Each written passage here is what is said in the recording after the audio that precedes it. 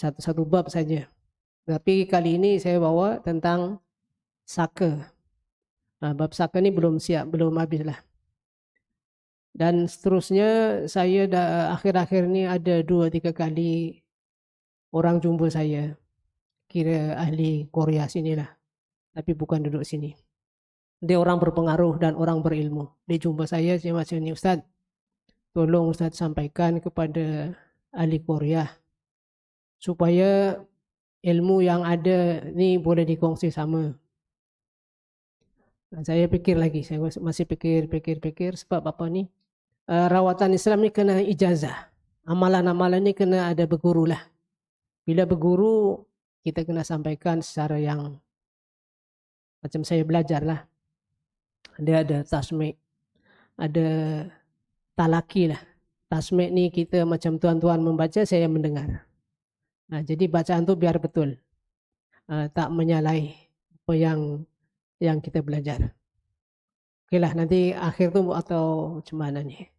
Sebab dia pesan sangat. Sekurang-kurangnya dia kata, bolehlah membantu masyarakat.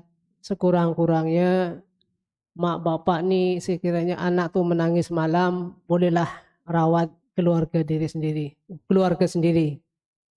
Dan diri sendiri boleh dirawat. Ala kadarnya lah, apa yang ringan-ringan gitu. Jadi saya pikir-pikir macam mana nak sampaikan. Agak-agak setuju ke tak setuju. Kena tanya dulu lah kepala ahli Korea ni. Agak-agak apa boleh terima ke tak boleh terima yang kita nak bagi tu. Sekurang-kurangnya umpamalah ada cucu menangis, taklah susah-susah sangat cari ustaz dan kadang-kadang susah kan. Jadi sekurang-kurangnya ada ilmu sikit bolehlah digunakan. Yang baru-baru ini saya siap merawat dalam pukul 11 lebih. Orang telefon saya baru turun tangga. Assalamualaikum Ustaz.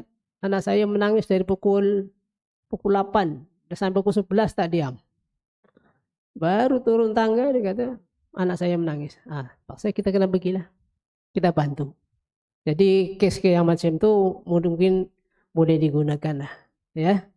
Jadi yang pertama saya yang saka ni saya tangguh dulu lah. Maknanya kalau sempat nanti saya sampaikan. Yang pertama kita akan baca Fatihah. Cara yang mudah. Fatihah ni dia kena setiap ayat berhenti. Contohnya Bismillahirrahmanirrahim. Alhamdulillahirrabbilalamin. Ar-Rahmanirrahim. Maliki yaumiddin. Iyyaka na'budu wa iyyaka nasta'in. Ihdina siratal mustaqim. Siratal ladzina an'amta 'alaihim rilnya agak nipis. Ghairil maghdubi 'alaihim waladdallin. Rasanya Fatihah ni tak ada masalah sebab kita hari-hari baca kan. Tapi caranya macam ni. Saya bagilah siapa-siapa yang berminat nak amalkan boleh saya izinkan. Macam saya berguru. Mudah-mudahan ada manfaatnya. Ya. Yang pertama macam ni caranya. Setiap waktu kita hari pertama contoh besok pagi hari Selasa. Hari Selasa bermula dari subuh. Selepas solat kita baca Fatihah sekali. Lepas kita dah wirid apa semua, kita baca Fatihah sekali. Niatnya macam mana? Niatnya kita nak diguna kerana Allah Ta'ala. Nak diguna bacaan Fatihah ni kerana Allah Ta'ala. Bukan kerana siapa-siapa. Hari pertama subuh baca sekali. Nanti zuhur baca sekali. Asar sekali, maghrib sekali, isya sekali. 5 waktu sekali-sekali. Hari Rabu, hari kedua, bermula daripada subuh, baca 2 kali. Zuhur 2 kali, terus sampai pusingan tu, semua 2 kali. Hari ketiga, subuh 3 kali. Baca Fatihah 3 kali. Nanti hari keempat, subuh 4 kali dan seterusnya 4 kali. Hari kelima 5 kali. Hari keenam 6 kali. Hari ketujuh 7 kali dan seterusnya kena amal. Kena amalkan. Tiap solat amalkan. 7 kali terus perpanjangan sampai bila-bila. Ini asas kita, amalan kita. Kerana Allah Ta'ala, pahala insya Allah dapat dan manfaat amalan rawatan Islam kita dapat. Insya Allah. Sebab bila dah ijazah, dah berguru, dia punya kekuatan amalan ni dia lain. Bila dah berguru, dah sampaikan, amalan dia akan lain. Maksudnya macam mana? Jin setan ni yang dengar bacaan tuan-tuan yang dah baca, yang dah amalkan setiap hari, tiap solat 5 waktu ni, 7 kali, dia akan semakin kuat, semakin banyak dalam amal dalam wirid kita. Jadi jin tu dia akan rasa. Lain orang yang tak berguru. Sama-sama Fatihah, dia lain. Sebab kita dah berguru bersanad. Jadi macam dulu waktu saya belum belajar, sama dengan Fatihah. Tapi tengok kawan yang dah belajar, pegang kepala aja, teruslah goyang. Dia lain, sebab dah berguru. Lepas tu dah kita amalkan. Dah berguru tapi tak diamal, ya tak jadi. Dia kena diamal. Boleh faham tuan ya? InsyaAllah fahamlah, sebab mudah ni. Sebab ada riwayat asal usul Fatihah ni jadi ruqyah. Dalam 2-3 hari lepas pun Ustaz Siddiq ada sebut kuliah subuh, yang subuh tu tentang Fatihah. Dia rupanya Fatihah ni adalah ruqyah. Para sahabat dulu zaman Nabi, dia tak tahu yang Fatihah ni ruqyah. Ada kejadian, ada peristiwa sahabat tu musafir singgah ke satu kampung. Kebetulan ketua kampung tu disengat binatang bisa, sama ada kalajengking ke lipan, tapi disebut binatang yang berbisa lah, kena sengat binatang. Kebetulan dah petang, sahabat tu minta izin mau singgah bermalam kat situ, tapi ketua ahli kampung tak bagi. Sebab biasanya kalau kawasan Arab kita kena bermalam, dia cari yang ada air. Jadi mudah untuk kita hidup lah, atau suci ke apa ke, ada air. Maknanya kat situ di kampung tu dia ada air. Jadi sahabat nak bermalam kat situ tapi tak dibagi. Dalam tak dibagi, salah seorang daripada ahli kampung tu jumpa dengan ketuanya lah, para sahabat. Cerita-cerita adakah daripada kalangan tuan-tuan yang dapat mengubati ketua kampung saya yang tengah disengat binatang. Dengan izin Allah, dia dibacakan Fatihah, sembuh. Bila sembuh, dia nak dibagi hadiah kambing. Banyak, lebih kurang dalam 30 ekor ke 40 ekor macam tu. Oleh kerana sahabat ni taat setia kepada Nabi, dia tak berani terima hadiah tu.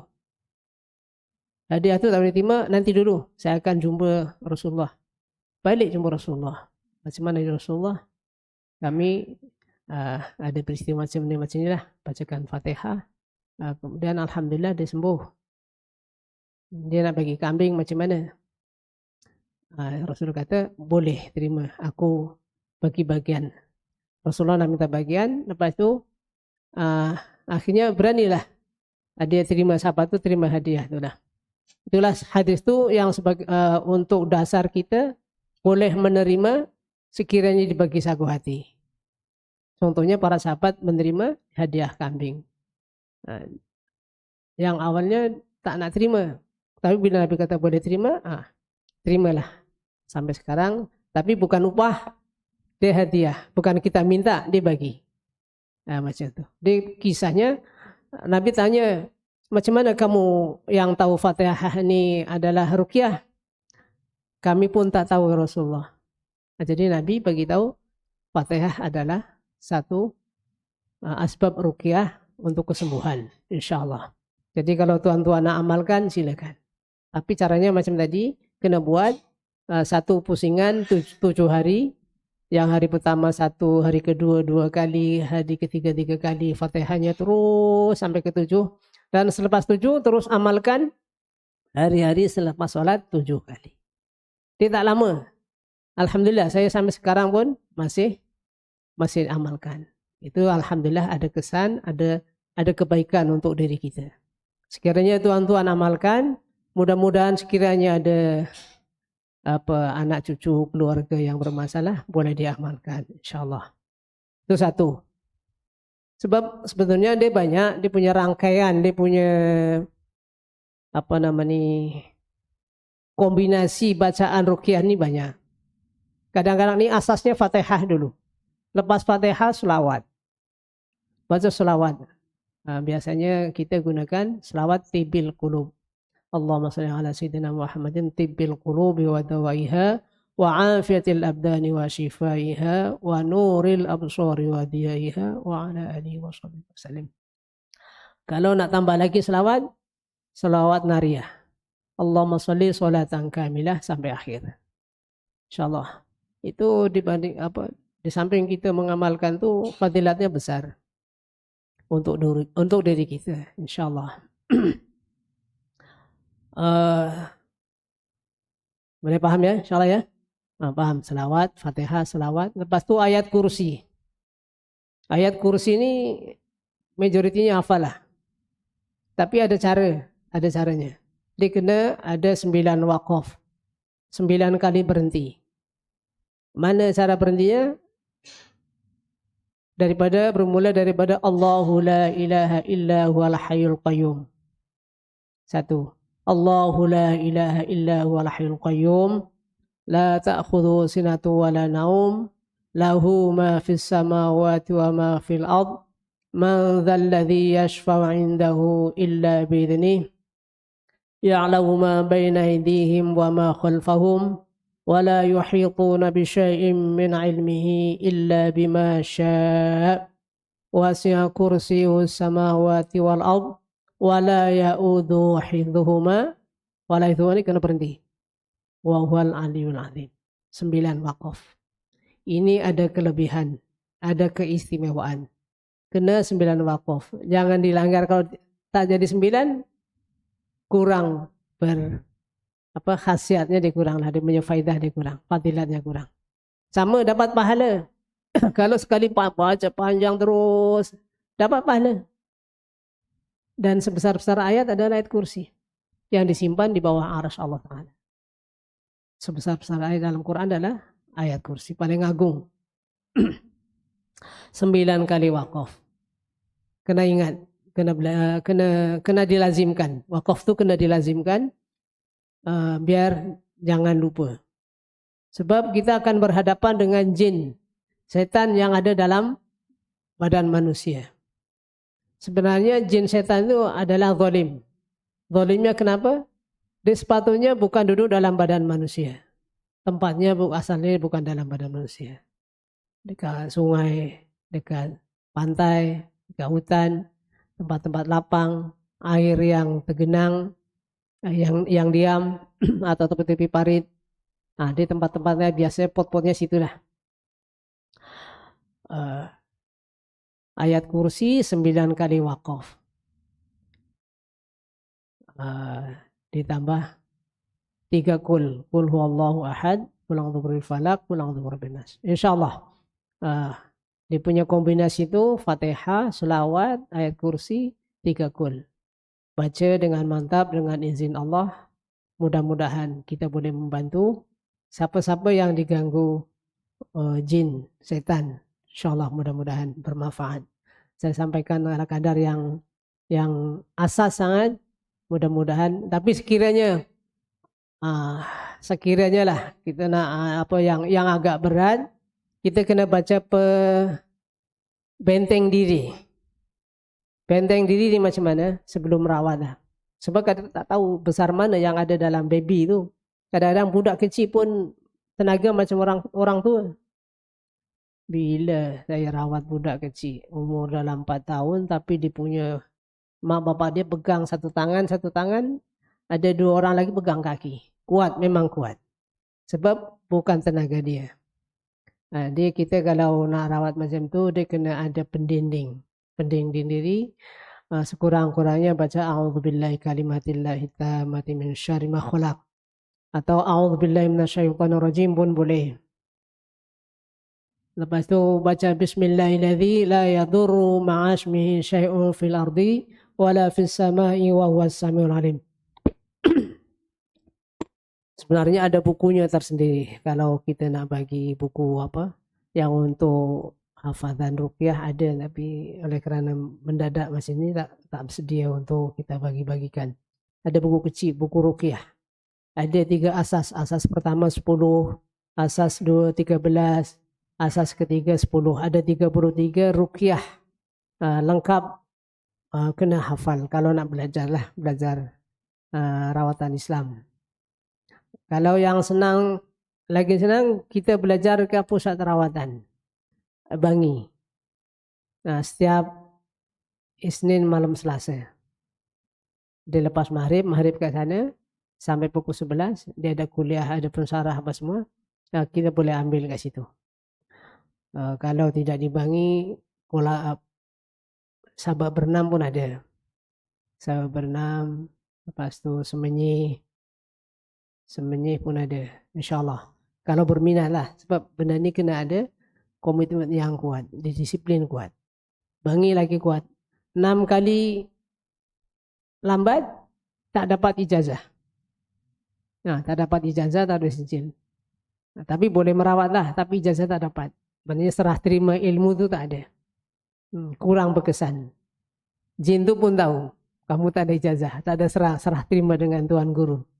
Tuan Guru tak ada, sekarang ada wakil dia. Ada yang dia manahkan untuk meneruskan. InsyaAllah. Itulah sebagai mukadimah untuk rawatan. Sekiranya tuan-tuan menghadapi masalah yang ringan-ringan, anak cucu ke, ahli keluarga ke, boleh dibaca yang macam tadi saya sebut. Pertama Fatihah, Sulawat, ayat kursi, 3 kul. Sebelum kita pegang budak tu, kita bacalah pendinding dulu. A'udzu bikalimatillahi tammati min syarri ma khalaq. Ya Allah, aku berlindung kepadamu dari keburukan makhluk yang ada dalam badan sakit. Bismillahilladzi la yadurru ma'asmihi syai'un fil ardi wala fis sama'i wa huwas samiul alim. Mudah-mudahan manfaat sebagai mukadimah. Kita teruskan sedikit masa lagi. Ada lagi masa insyaallah. Sampai tentang kaidah ikrar pemutus. Ikrar pemutus ni macam mana? Dia orang biasanya bila ada saka dulu asal-asalnya dia daripada orang yang terdahulu. Terdahulu ni mana datuk nenek kita lah. Tapi asal-asalnya dia ada serah terima daripada tuan guru dia. Aku terima ilmu tu, diamalkan. Mula-mula untuk diri sendiri. Tapi oleh kerana rasanya ada kebaikan, jadi tak payahlah dibuang. Tak payah dibuang, tak payah dibatalkan. Tak diputuskan. Jadi akhirnya cari darah daging dia. Sampai ke anak cucu. Itu yang kadang-kadang cucu-cucu tak tahu. Ada benda yang ikut. Sebab ada ikut darah daging. Dalam bulan lepas saya ada rawatan dekat kawasan Meru lah. Dia tak tahu yang dia ada saka. Entah turun ke berapa. Mula-mula anaknya sakit sebulan dekat ICU hospital. Jadi jumpa maknya ni, mak budak tu cikgu. Jumpa minta air. Minta air tu didoakan. Alhamdulillah. Sebab 1 bulan tu doktor cari penyakit tu tak jumpa. Nak dioperate lah, nak itu tak jumpa-jumpa. Besok kata nak operate, tak jadi. Tak jumpa. Kata confirm sini ada benda lah. Benda yang perlu dioperate. Ada benjol. Besok cek tak ada lagi. Sampai 1 bulan. Budak 4 tahun. Bila alhamdulillah dengan izin Allah minum air tu, besok demamnya pun hilang. Benjolan pun tak ada. Bawa balik. Isteri saya bagi tahu kepada cikgu tu, cikgu, kalau dah sampai rumah bagi tahu. Kami bantu insyaAllah. Ya, bantu kita rawat. Alhamdulillah. Memang ada gangguan, ada masalah. Daripada gangguan makhluk halus. Bila kita tengah rawat, bapaknya ni tiba-tiba duduk depan saya. Lunjur kaki, hadap kiblat, dah. Ada apa pula Tuan? Tiba-tiba duduk. Kita pun tak tahu. Saya minta rawat Ustaz. Ada apa? Tak tahu. Bila tak tahu, kita pun nilai ta'ala lah. Kita baca peninding apa semua. Kita baca yang kita ruqyah biasa. Bila pertengahan ruqyah tu badan dia macam nak tumbang. Ke belakang, tapi tak jadi tumbang. Ke depan lagi. Saya sampai putuskan lah tak jadi rawat. Terus tanya, Tuan ni sebenarnya ada apa? Ada ilmu apa yang pernah dia ambil? Dia kata, saya dulu ambil silat Ustaz. Atau ambil macam ni. Tapi dia masih dirahsiakan. Dia tak nak mengaku yang dia ada saka. Tak ngaku. Jadi kalau macam tu sampai keputusan, Tuan kena rawat lah. Rawatan pemutus saka. Puas-puas dia kata, apa yang nak dibuang Ustaz? Saya tak ada apa-apa. Tapi Tuan, ini ada benda ni. Sama ada daripada keturunan. Lalas anaknya cakap, ayah, yang harimau putih tu apa? Anaknya bagi tahu Ustaz. Suruh ayah dia mengaku. Yang harimau putih tu apa ayah? Baru saya faham. Oh Tuan, kalau Tuan macam tu, kena buat ikrar pemutus. Cara rawatan macam ni. Lepas tu, dia pun tak ngaku lagi. Masih berkeras. Sampai sekarang saya tak tahu Ustaz nak buang macam mana.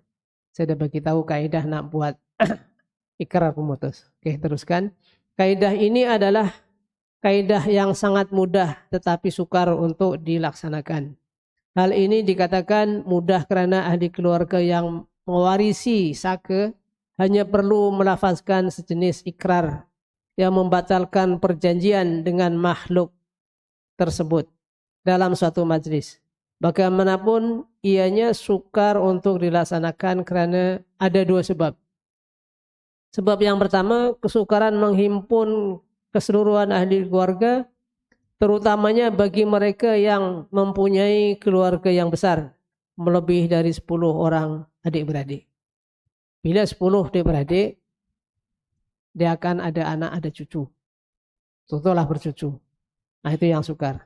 Yang kedua, kaidah ini tidak berkesan dan terbatal sekiranya terdapat walau seorang yang tidak mempercayai kewujudan saka tersebut. Sekiranya dalam ramai-ramai itu ada yang terpercaya. Tak ada saka lah. Tak boleh buat. Kohon terbatal. Atau kadang ada rasa sayang. Benda baik, jangan dibuang. Boleh bantu kita. Dia nampak baik. Tapi yang namanya setan adalah musuh kita, ingat. Nanti kalau kita dah nazar, takutlah, na'udzubillah. Iman kita kuat wallahu a'lam. Jadi kalau seeloknya tak payahlah. Kena buang aja lah. Kalau pendapat saya lah. Tapi kalau ada juga baru-baru ini. Nampak baik lah Ustaz, sayang tak payah buang. Ini yang jadinya batal. Tapi kalau ikrar macam ini memang tak jadi. Berikut adalah, ini saya ringkas lah. Berikut adalah langkah-langkah bagi menggunakan kaidah ini. Kaidah yang pertama, keluarga pesakit hendaklah mengumpul ke semua ahli keluarga, bermula daripada yang paling tua sehinggalah keturunan paling bawah, termasuk bayi kecil yang baru lahir. Termasuk baby baru lahir pun kena ada. Kena kumpul semua. Daripada yang setua-tua umur hingga baby baru lahir kena kumpul sama. Kena buat ikrar. Kenapa? Sebab baby walaupun tak boleh bercakap, tapi dia mendengar. Sekiranya benda itu ada dalam darah daging dia, dia mendengar. Jadi terputuslah ikrar tu. Terputus perjanjian tu. Apabila semua ahli keluarga berkumpul, maka dilaksanakan dalam satu majlis seperti bacaan Yasin dan doa selamat. Dia akan baca Yasin, baca ruqyah, baca zikir, baca doa. Dia macam tu, dia punya cara. Kumpul satu majlis, panggil perawat, pimpin, buat ikrar. Semua dengar. Apabila selesai, maka kesemua ahli keluarga hendaklah melafazkan ikrar ikrar memutus saka bermula daripada keturunan paling atas yang masih hidup, moyang atau datuk atau lain-lain. Jadi kena kumpul sama-sama, kena ikhlas. Ini banyak terjadi kalau cerita bab saka ni memang rumit. Ada 5 orang atau 6 orang anak, konon-konon memanglah melepaskan ayahnya. Tapi bila dah ikrar, ada yang sayang, diam-diam. Ayahnya dah meninggal. Waktu dirawat alhamdulillah mudah. Lepas meninggal, cucunya pula pergi sekolah. Nampak dekat sekolah. Tak boleh sekolah. Bawa jumpa ustaz. Anaknya dirawat, maknya pula yang menangis. Loh, kenapa kamu menangis? Saya sedih ustaz. Kenapa sedih? Dulu kan dah ikrar. Sayang. Dia pandai urut. Macam itu dah. Jadi lama-lama dia akan datang balik. Sebab dipuja balik. Yang ayah punya barang tu, tongkat tu disimpan untuk urut. Yang suaminya pula setuju. Melekat balik ya. Tak boleh putus. Dia akan datang balik, dipuja balik. Itu sebab apa? Ayahnya dulu tukang urut. Dia ada ilmu urut, saka urut. Urut. Dah ikrar mutus, lepas bila ayahnya dah lepas, anaknya pula sayang. Tongkatnya disimpan. Dibagi ustaz, tapi tak semua. Ada yang disimpan. Sayang. Ceritanya macam itulah. Kalau yang sayang memang tak boleh hilang. Tak boleh putus. Dia kena lillah billah, aku tak nak. Aku tolak terus penuhnya. Dia bila sayang, tak jadi. Dia akan datang balik. Cari tuannya. Cari yang tuan yang muda. Saka pula ni bila tuan punya badan ni dah semakin uzur, dia akan terbalik. Dia akan jadi tuan. Waktu muda, kita jadi tuan. Boleh mengendalikan, kau suruh kemana-kemana, aku nak ikut. Nak mengurut, boleh bantu. Tapi bila dah tua, kita jadi, yang jadi tuan, si jin tadi. Itu yang masalah. Patutnya kalau masih muda, kalau ikhlas, kena buang aja lah. Jadi tak masalah. Kalau dah terbaring, tak boleh bercakap, kita nak rawat pun susah. Susah. Banyak kes, banyak pengalaman lah. Yang terbaring. Betul-betul terbaring, tinggal kulit dengan tulang. Mulut tengah ada. Mata pejam. Tapi kalau malam bangun, nih papan macam ini beli lubang. 1 kaki, almari. Nako yang atas tuh semua pecah. Yang bawah, oke. Orangnya siang, macam kayu. Dan macam papan. Kurus. Masya Allah, pernah terjadi macam itu. Bila dirawat, dalam badan tuh, saya nampak, dan istri saya nampak, macam ada benda, macam ada tikus. Duduk jalan. Daripada kepala sampai ke kaki. Kaki diangkat. Tuh, ada ilmu yang menyalah. Dia macam itu. Seterusnya bagi contoh nih, contoh ikrar lah, yang sikit. Ikrar ini banyak cara ikrar. Contohnya macam ini. Nak memutuskan saka, kena ikrar, kumpul ramai-ramai, dengan seikhlas hati. Contohnya, tapi biasanya saya syahadahkan dulu. Kita syahadah asyhadu an la ilaha illallah wa asyhadu anna Muhammadur Rasulullah. 2 kali. Sebut, wahai jin yang menjaga keluarga ini. Sampai sinilah sahajalah khidmat kamu menjaga keluarga ini. Bermula saat ini, kami serahkan diri kami kepada Allah Subhanahu wa taala. Dan kamu pulanglah ke tempat asal kamu. Ini ikrar yang ringkas. Suruh dia pulang balik. Tapi kadang-kadang pun degil juga. Sebab kadang-kadang dah lama dia kata, aku dah lama dah. Sebelum kamu ada, aku dah ada dah. Dalam keluarga ni. Sebab aku dipanggil dari jauh. Datang balik, cari Tuhanku mana dulu.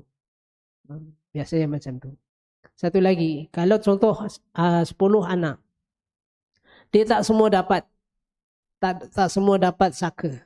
Kadang-kadang ada 2, ada 1, kadang-kadang ada 5, tak semua dapat. Kenapa? Dia tak serasi. Darah daging dia tak serasi dengan saka ni. Jadi tak semua dapat. Kalau yang kuat imannya, kuat amalannya, dia tak serasi. Tapi kalau yang agak-agak lebih kurang tuh, aku boleh tumpang. Macam itulah. Ya. Nah, inilah cerita tentang kaidah ikrar pemutus saka. Ada pemutus lain yang saya ambil. Saya pun ada belajar tentang ini.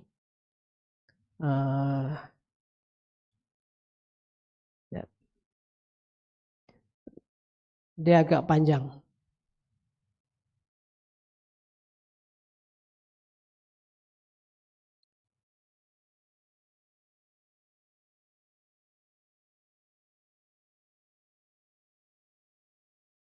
Dia bunyinya lebih kurang macam ini.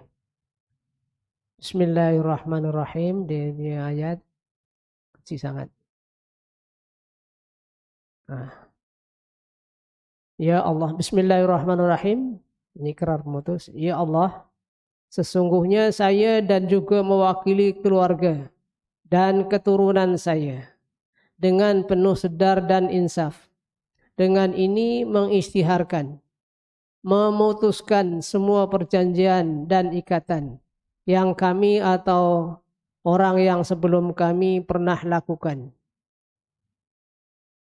secara sedar ataupun tidak, dengan golongan jin sekiranya ada, mengharamkan tubuh kami dari dimasuki atau dijadikan sebagai tempat tinggal apa jua jenis jin, sama ada jin saka, jin sihir, jin asyik dan lain-lain jin, menegaskan bahwa kami hanya bergantung kepada perlindungan dan pertolongan Allah sahaja.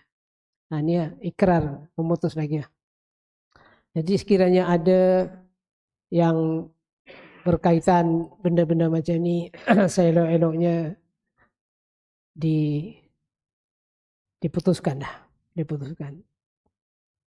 Itulah saya kata kadang-kadang dia ada yang sayang, nampak baik, tapi oleh kerana kebaikan tu kita tak fikir panjang. Bila kita yang namanya kematian, ajal kita tak tahu bila nah. Kalau tahu senang. Kita tak tahu ajal kan. Dalam khutbah yang lepas, Masya Allah, kita ngeri lah. Tinggal giliran siapa yang nak dipanggil, nak dijemput, tak tahu bila, di mana kita akan dipanggil. Kita tak tahu. Jadi seeloknya kalau ada yang berkaitan dengan makhluk halus, seeloknya saya alu-alukan lah buat ikrar pemutus, dibuang, dibatalkan. Supaya kita selamat iman kita.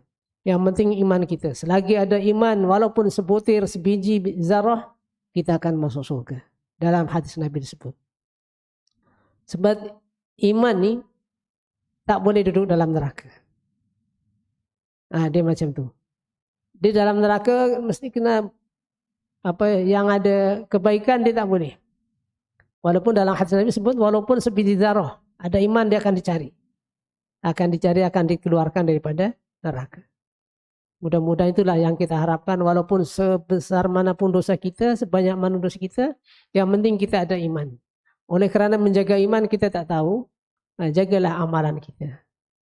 Supaya iman kita kuat, semakin kuat. Sebab imannya ada pasang surut. Naik turun, kadang kuat, kadang-kadang Masya Allah. Saya lorenya kita biarlah bebas daripada segala unsur-unsur gangguan makhluk halus. Yang makhluk halus ini hakikatnya adalah penipu, walaupun nampak baik. Contoh zaman sahabat, zaman Nabi, siapa nama ni? Abu Hurairah diamanahkan suruh jaga Baitul Mal, penyimpanan tamar.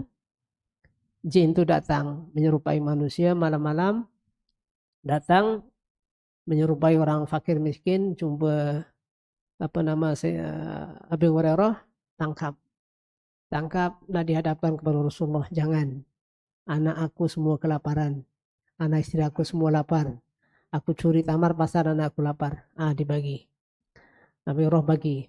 Besok pagi jumpa Rasulullah. Rasulullah tahu ada wahyu. Malaikat Jibril datang bagi tahu dia adalah penipu. Macam mana tamu kamu Abu Hurairah? Saya lepaskan ya Rasulullah. Rasulullah kata malam nanti dia datang lagi. Betul. Jaga Abu Hurairah jaga datang lagi. Pun cakap yang sama. Anak istri aku semua kelaparan. Aku nak curi tamar. Abu Hurairah bagi lagi. Sampai yang malam ketiga datang lagi. Datang lagi, bagi lagi. Nah ditangkap bagi Rasulullah. Dia tak mau, tak mau. Memang meruntuh, tak mau. Malam ketiga dia kata apa? Saya tak akan datang lagi. Kalau kamu nak jaga apa, biar jangan dikacau, kamu baca ayat kursi. Betul, dibaca. Jin itu membaca ayat kursi. Nah, jadi bila siapa nih? Abu Hurairah cakap dengan Rasulullah, Rasulullah kata, dia betul. Dia betul bacaan itu betul, tapi penipu besar. Jin itu walaupun nampak baik sangat, tapi adalah dia penipu. Rasulullah kata dia penipu besar. Jadi oleh kerana yang macam tu, nampak dia baik. Zaman dijaga, dibagi makan, apa semua dia baik. Taat kepada tuannya. Takut-takut nanti akhir hayat kita, na'udzubillah. Biarlah kita selamat iman kita. Rasanya setakat ini perkongsian kita serba sedikit mudah-mudahan hangat. Yang amalan tu yang berminat silalah amalkan, mudah-mudahan ada kebaikannya. Sebagai titipan saya amanah ilmu daripada Tuan Guru Datuk Harundin, saya sampaikan lebih kurang. Jadi bolehlah dikongsikan diamalkan. InsyaAllah setakat ini aja. InsyaAllah bila ada kasar bahasa minta maaf banyak-banyak, mudah-mudahan ada kemanfaatnya. Yang baik daripada Allah Ta'ala, yang kurang, yang buruk daripada saya sendiri. Wabillahi taufiq walhidayah. Wassalamualaikum warahmatullahi wabarakatuh.